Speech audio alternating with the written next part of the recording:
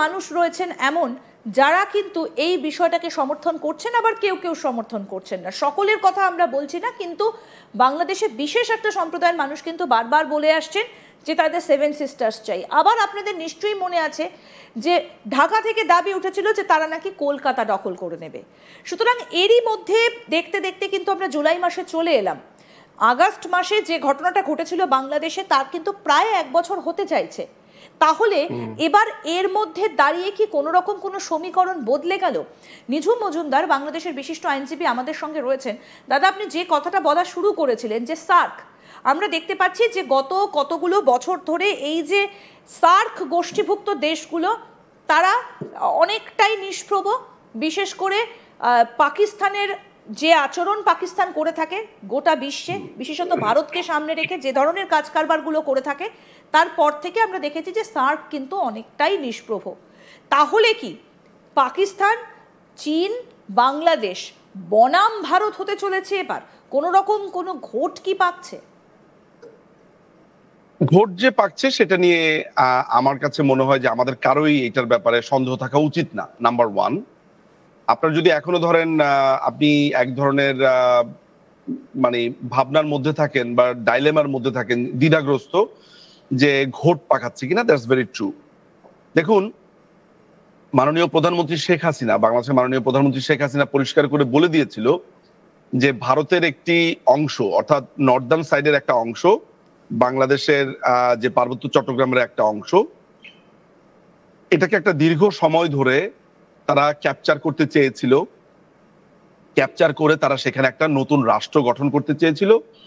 এবং আপনি যদি আমরা একটা একটা করে মিলাতে থাকি, প্রথমত মাননীয় প্রধানমন্ত্রীর এই বক্তব্যটাকে আপনি একবার স্মরণ করুন, নাম্বার ওয়ান।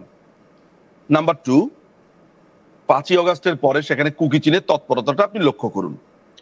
নাম্বার থ্রি, সেই সময়টাতে যারা এই ধরনের জিহাদি কর্মকাণ্ডে অংশগ্রহণ করতে চেয়েছিল তাদের প্রত্যেকের জামিন দিয়ে দেওয়া হলো।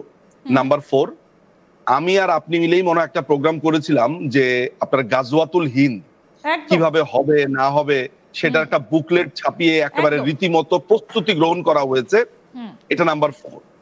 নাম্বার ফাইভ, আমরা দেখেছি যে মিজোরামে গত প্রায় 2-3 মাস ধরে নানান রকম ভাবে এই কুকি চীন কিভাবে সেখানে নানান ধরনের প্রবলেম করছে এবং বাংলাদেশের মাটিটাকে তারা ব্যবহার করছে তাদের হাইড আউটের জন্য, এবং অস্ত্র তাদেরকে কে সাপ্লাই দিচ্ছে? এর আগে 10টা অস্ত্র সাপ্লাই দেওয়া হয়েছিল এই বাংলাদেশের ভূমি থেকেই। আলটিমেটলি এখন তাদেরকে কে দেখাশোনা করছে? বাংলাদেশের ভূমিটা কি আসলে ভারতের এই ওয়ারের জন্য তৈরি হচ্ছে কিনা, এই বিবেচনাটাও তখন আমরা এই আলোচনাগুলো আমরা করেছিলাম। এটা হচ্ছে নাম্বার ফাইভ।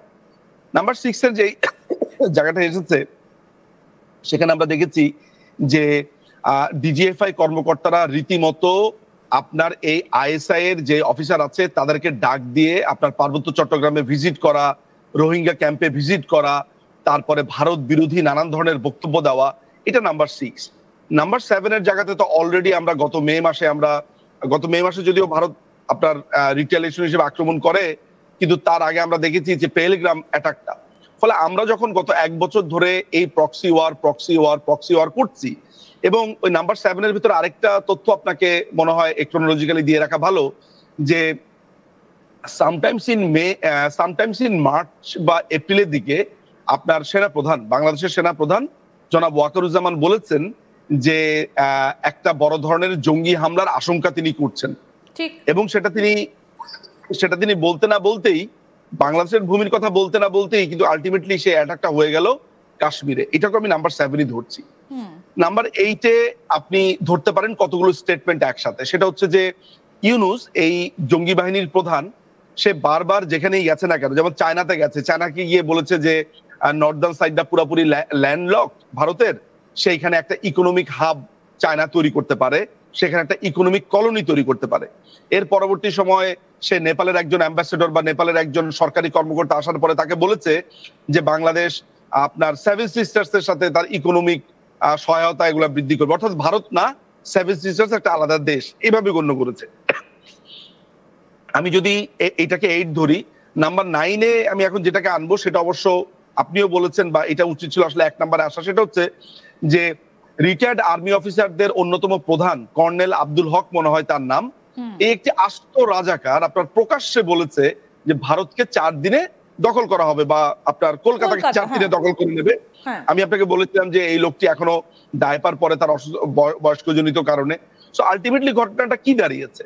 আপনি যদি এই 8টা-9টা ঘটনাকে আপনি একই সূত্রে বাঁধতে থাকেন, এইটা তো আপনার কাছে একেবারে স্পষ্ট যে বাংলাদেশের মাটি ব্যবহার করে ভারতের যারা রাজনৈতিক এবং নানান ধরনের ভাবে ভারতের সাথে বৈরী আচরণ করে এসেছে দশকের পর দশক, তারা ভারতের বিভিন্ন দিকে এক ধরনের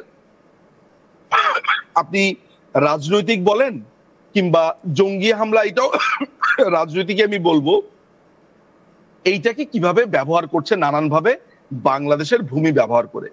ব্যাপারটা এমন যে বাংলাদেশ হয়ে গেছে আপনার ছাগলের 3 নাম্বার বাচ্চা, মানে একদম ব্যাপারটা তো তাই।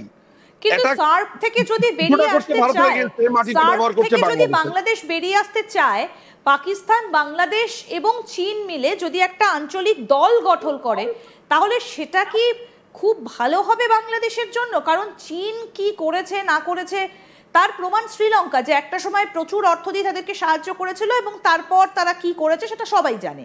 তাহলে বাংলাদেশও তো তাহলে সেটাই হতে থাকবে।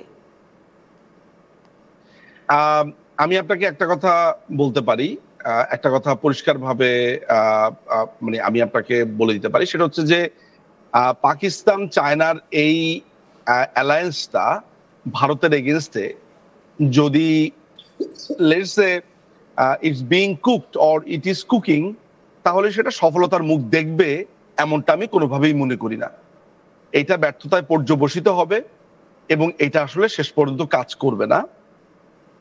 এগুলোর অনেকগুলো দিক আছে যেগুলো নিয়ে আলোচনা করা যেতে পারে।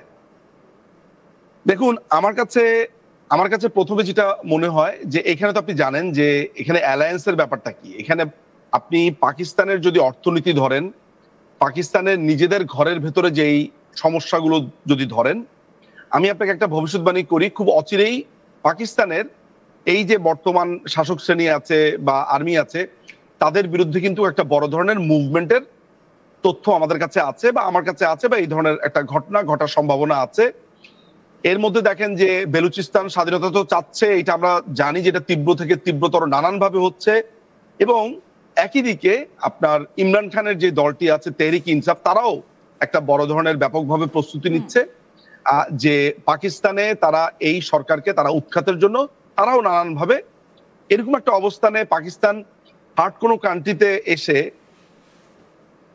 আপনার ভারতের মতো একটা পরাশক্তির সাথে তারা আপনার বাংলাদেশের মাটি ব্যবহার করে চায়নার সাথে অ্যালায়েন্স করবে,